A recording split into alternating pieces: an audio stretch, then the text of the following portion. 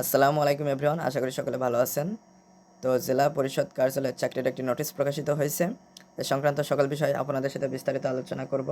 কোন পদে কতজন নিয়োগ দেওয়া হবে, শিক্ষাগত যোগ্যতা কী কী লাগবে, কীভাবে আবেদন করবেন, সমস্ত বিষয় A to Z বিস্তারিত আপনাদের সাথে আলোচনা করব। তো অবশ্যই আপনারা ভিডিওটি না টেনে সম্পূর্ণ ভিডিওটি দেখবেন। তাহলে চলুন মূল ভিডিওটি শুরু করা যাক। তো নোটিশটি 3 মার্চ 2026-এ প্রকাশিত একটি নোটিশ। তো এখানে মোট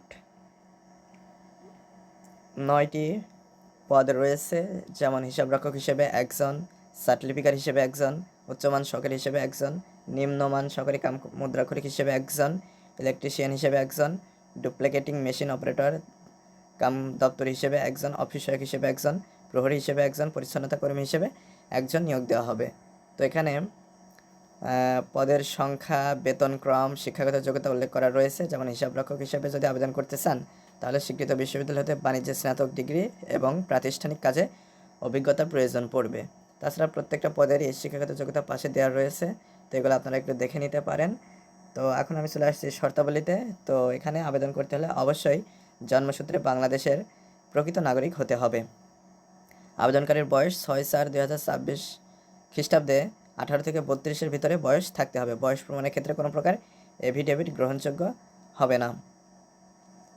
এখানে আরও কিছু শর্তাবলী রয়েছে, যেমন অসম্পূর্ণ, ত্রুটিপূর্ণ, বিলম্বে প্রাপ্ত আবেদন সরাসরি বাতিল বলে গণ্য হবে। চাকরিরত প্রার্থীদের যথাযথ কর্তৃপক্ষের মাধ্যমে আবেদন করতে হবে, কোনো অগ্রিম কপি গ্রহণযোগ্য হবে না।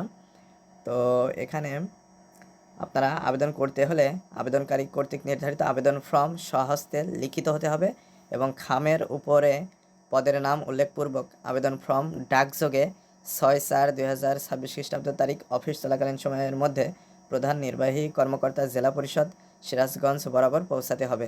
সরাসরি কোনো আবেদন গ্রহণ করা হবে না। নির্ধারিত আবেদন ফর্ম জেলা পরিষদ সিরাজগঞ্জের ওয়েবসাইট এবং জনপ্রশাসন মন্ত্রণালয়ের ওয়েবসাইটে আপনারা পেয়ে যাবেন। সেখান থেকে ডাউনলোড করে জাস্ট সেগুলো পূরণ করবেন এবং সব শর্ত মেনে আপনারা সঠিকভাবে জমা দিবেন, ডাকযোগে প্রেরণ করবেন খামের মাধ্যমে।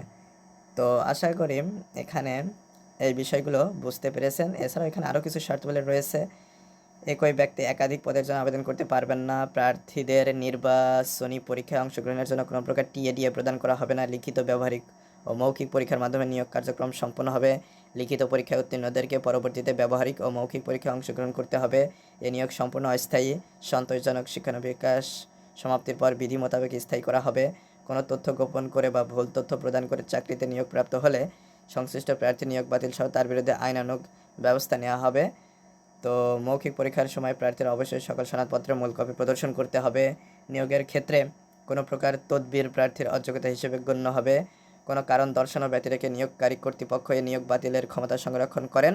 আবেদনপত্র গ্রহণ, বাতিল এবং নিয়োগের বিষয়ে নিয়োগকারী কর্তৃপক্ষের সিদ্ধান্তই চূড়ান্ত বলে গণ্য হবে। এ বিষয়ে কোনো আপত্তি উত্থাপন করা যাবে না।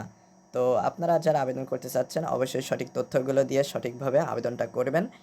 তো আজকে এ পর্যন্তই। যদি নোটিশ সম্পর্কিত বা ভিডিও সংক্রান্ত কোনো মতামত থাকে সেটা অবশ্যই কমেন্ট করে জানাবেন। আর চ্যানেলটিতে নতুন হলে অবশ্যই চ্যানেলটি সাবস্ক্রাইব করে পরবর্তী ভিডিওর জন্য আমাদের চ্যানেলের সাথেই থাকবেন।